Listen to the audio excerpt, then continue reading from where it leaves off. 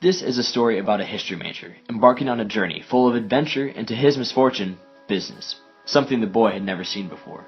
See, history seeks to uncover the past, witness what's good and even what's bad, and utilize that understanding for a future.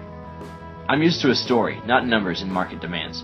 However, my journey to discover a new part of my brain began in Australia. The land down under. Greeted with koalas and jet lag, our goal was to kiss and spoon with as many kangaroos as possible, a true American mentality. We were indulging in a tourist fetishism, making sure to create as many Facebook profile pictures as possible.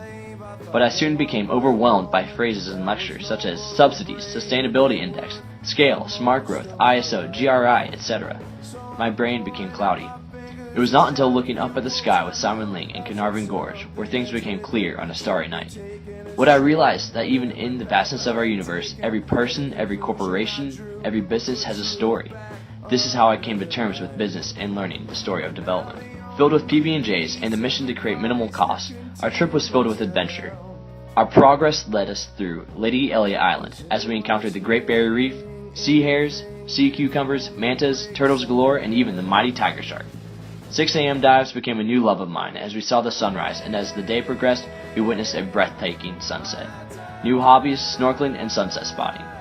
Seeing God's nature firsthand created an awe-inspiring moment in my life, and I realized once again how vast even our world is. Our story of progress continued into the fantasy of New Zealand. Haere mai, as they say. Eyes were widened with the southern Alps. However, my ears were caught by Peter Townsend's words. Urban legends as he described population flight, capital flight, and economic downturn for the city of Christchurch. But through history, you can measure the strength of a community when disaster strikes.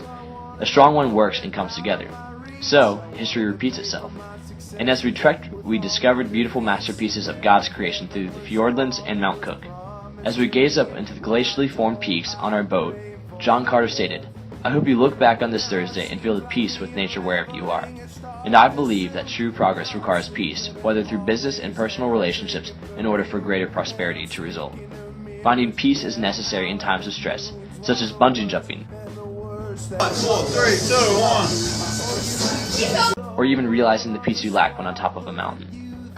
Having the blessing to explore more of nature through an extra week in Fiji, what I realized that with every story comes background. What people see in Fiji is the tourist attractions, beautiful paradise islands, and exotic drinks.